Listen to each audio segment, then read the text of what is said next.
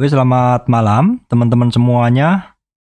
Jumpa lagi dengan saya, Surya MS Trade and Investment. Pada kesempatan kali ini, saya akan update kondisi altcoin dengan tema kali ini adalah cara cek altcoin yang bagus setelah mengalami koreksi.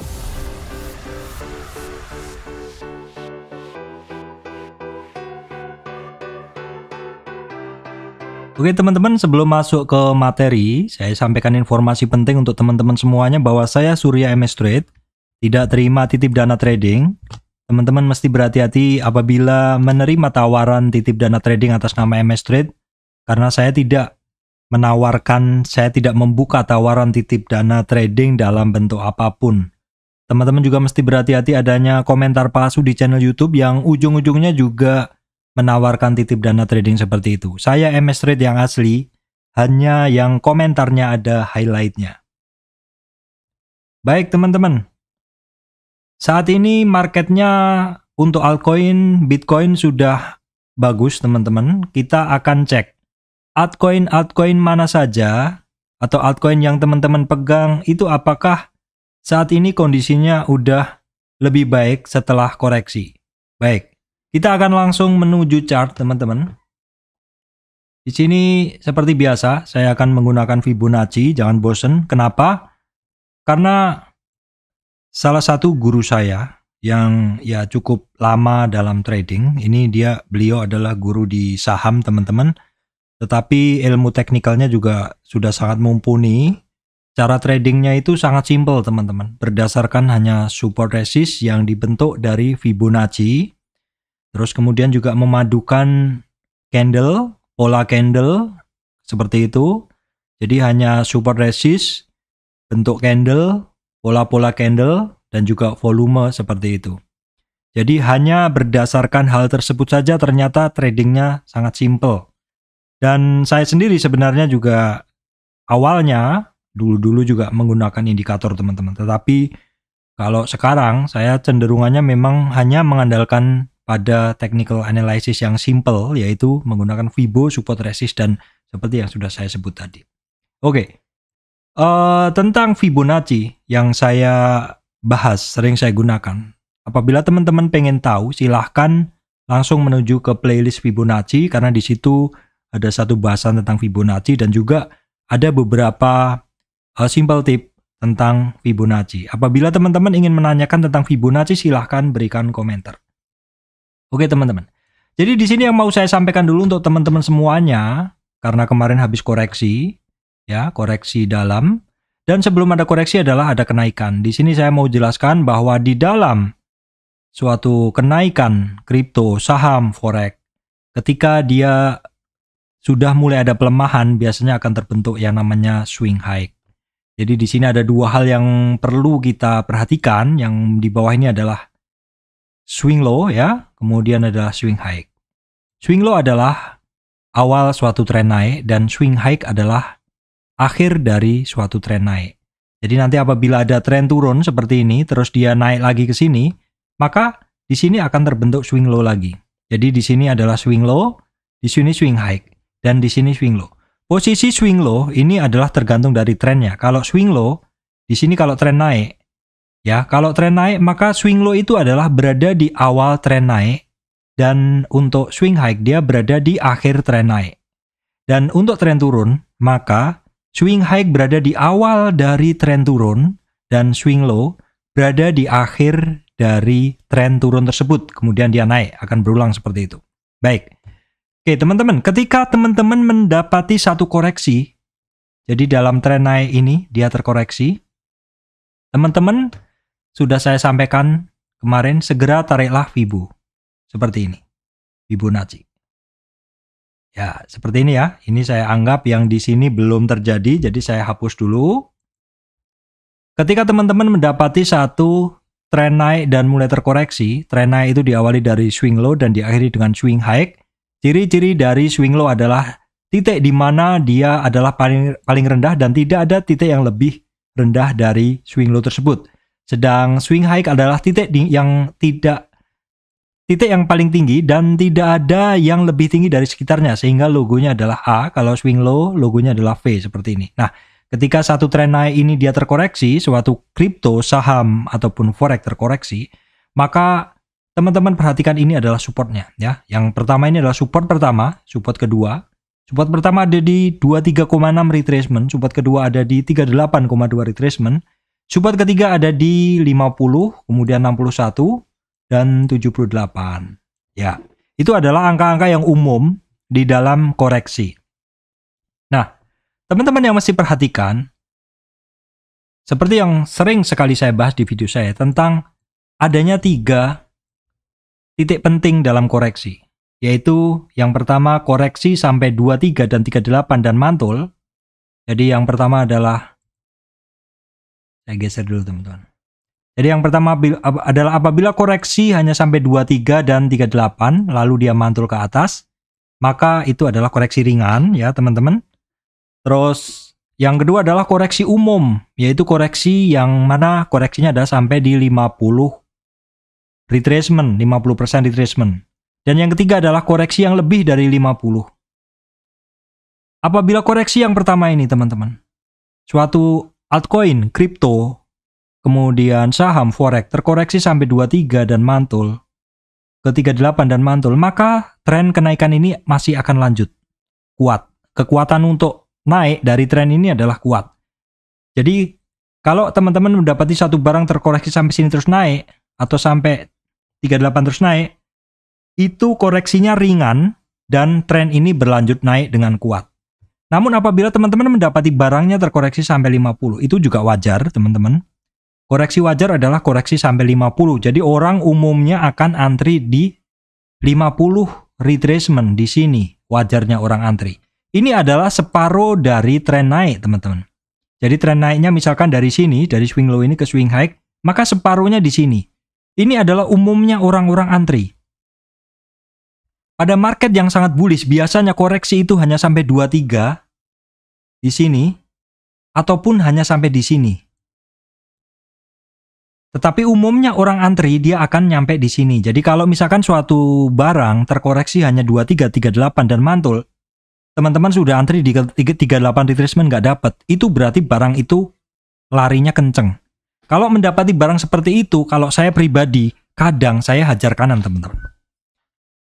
Kadang saya hajar kanan alias saya tidak antri, tetapi langsung membeli di over kalau di saham. Kalau di kripto juga sama, membeli di kanan, bukan antri.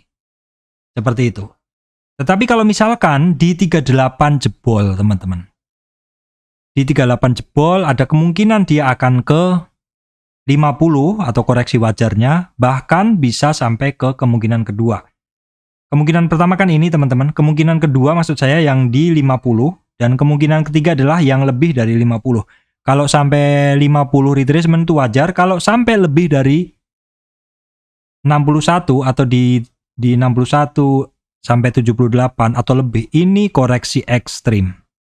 Kalau koreksi ekstrim, walaupun dia akan mantul, dia biasanya juga bisa mantul tetapi terbatas dengan kondisi tertentu, teman-teman. Dengan kondisi tertentu. Artinya begini, ketika suatu barang terkoreksi lebih dari 38 retracement, maka dia akan mencari support di bawahnya yaitu di 50 atau lebih dari 50.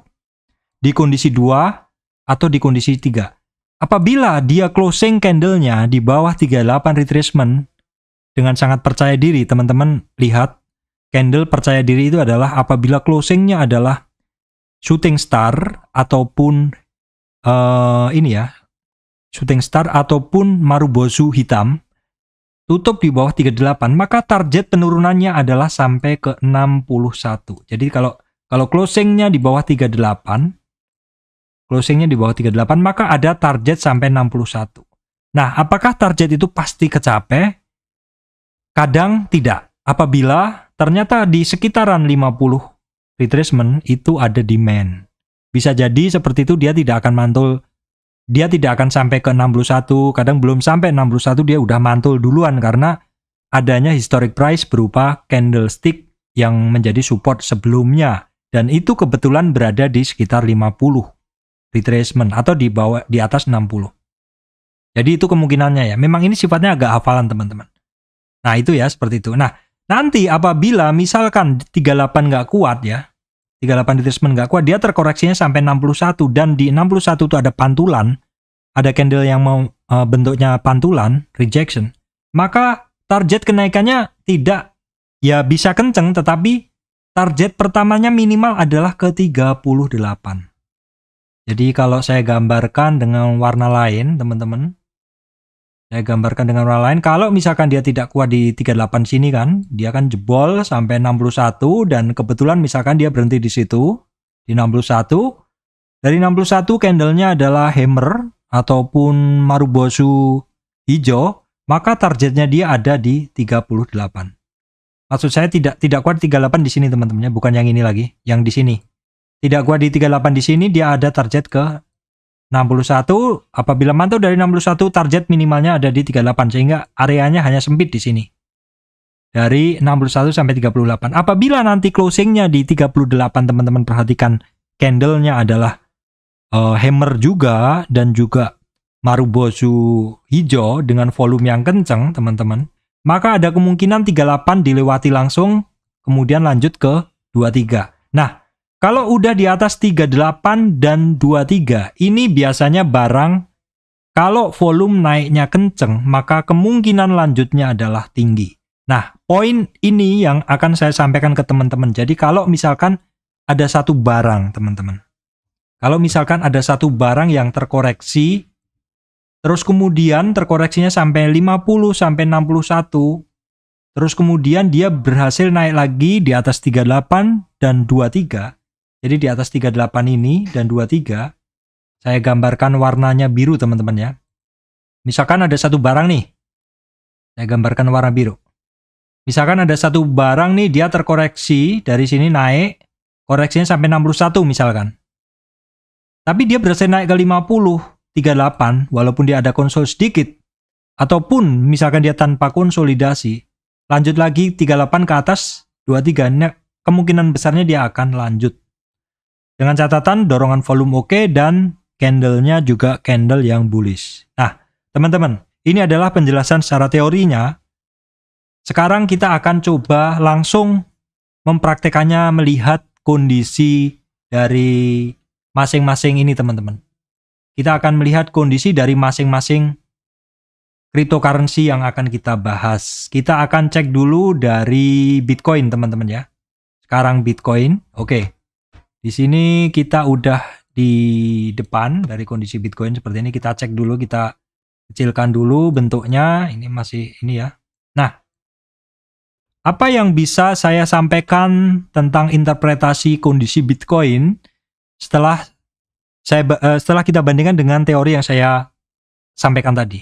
Yang pertama yang bisa saya sampaikan adalah Bitcoin naik, teman-teman. Terus ini adalah swing low dan ini adalah swing high, ya. Terus kemudian terkoreksi. Koreksinya Bitcoin adalah sampai 23 retracement, 38 retracement, naik lagi ke 23 retracement, nggak kuat. Closing di 38, ada target ke 61, tetapi tidak kecapai karena di sini ada demand area, sehingga 50 cukup menjadi support yang kuat karena di sini ada demand. Ada demand area di sini, jadi mantul di area situ. Terus kemudian dia Bitcoin naik lagi. Jadi seperti ini. Bitcoin naik ke 38. Over sedikit, dia retest supportnya. Apakah supportnya ini sudah menjadi support yang kuat? Di sini retest.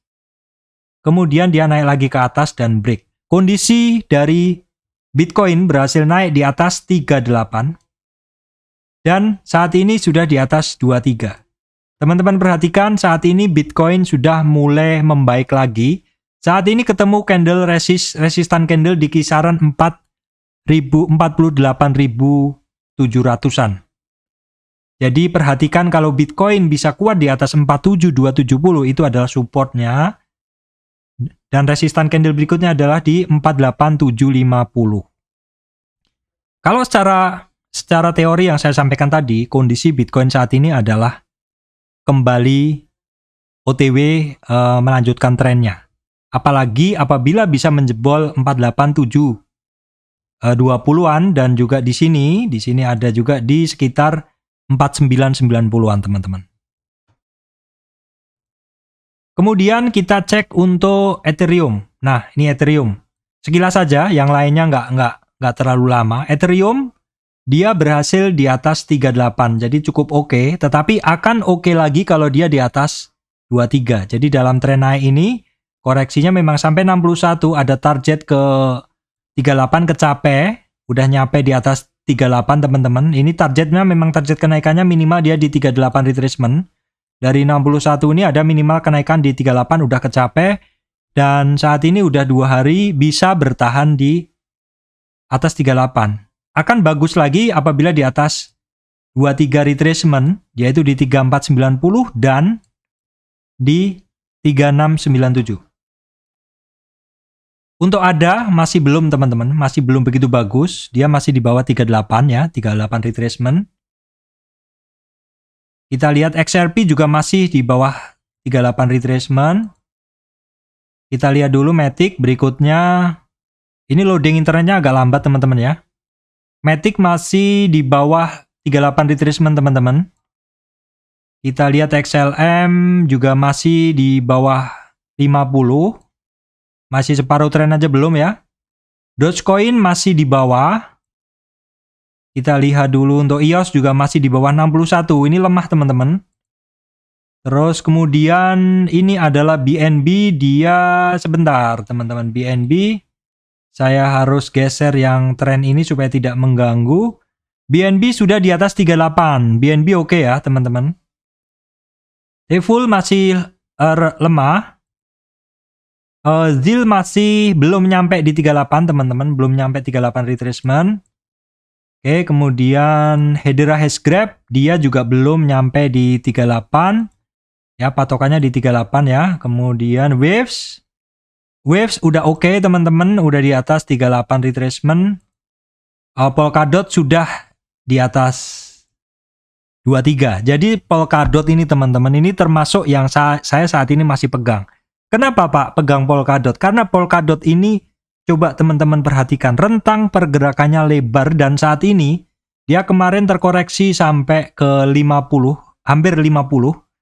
Dia berhasil kembali lagi ke 38 retracement dengan cepat dan walaupun kemarin sempat turun dan sekarang naik lagi teman-teman. Algorand juga saya punya teman-teman. Ini saat ini belum di atas 38, kurang sedikit ya. Kemudian Bake masih jauh teman-teman ya. Trust Wallet dia hampir nyampe 38. Oke, kemudian VeChain dia masih di bawah 50. Theta masih di bawah teman-teman. Ini trennya mesti saya geser dulu teman-teman. Oke, sebentar saya supaya bisa melihat, mesti geser trennya. Dia sudah di atas 50, belum di atas 38. Kita ambil GLCH glitch. Dia bagus teman-teman. GLCH dia di atas 23. Ini barang bagus. Oke, kemudian nggak ada lagi ya. Oke. Jadi seperti itu aja teman-teman ya. Jadi tadi yang bagus apa? GLCH ya, GLCH. Kemudian apa lagi tadi? Ada beberapa tadi teman-teman ya. Saya nggak BNB ya, BNB. ZIL. Nah, ZIL belum. Dot. Jadi GLCH ya. Kemudian Polkadot ya, dia di atas 23 dan ada lagi satu tadi yang sudah di atas 23. Saya nggak catat tadi. BNB, bagus. Ya itu aja teman-teman yang bisa saya sampaikan. Jadi kalau teman-teman memegang barang yang sedang tidak saya bahas di sini, silahkan gunakan cara yang tadi. Jadi tarik Fibonacci-nya, Fibonacci dalam tren turunnya, saya ulang contohin ya, tarik Fibonacci-nya dari swing low ya ke swing high ya, terus dalam koreksinya itu dia sampai berapa dan kondisi terakhirnya barangnya sedang ada di mana, sedang di 23 atau di 38. Minimal di atas 38 bagus, tetapi paling bagus apabila di atas 23 retracement. Oke teman-teman, demikian dari saya, Surya MS Trade and Investment. Terima kasih teman-teman semuanya.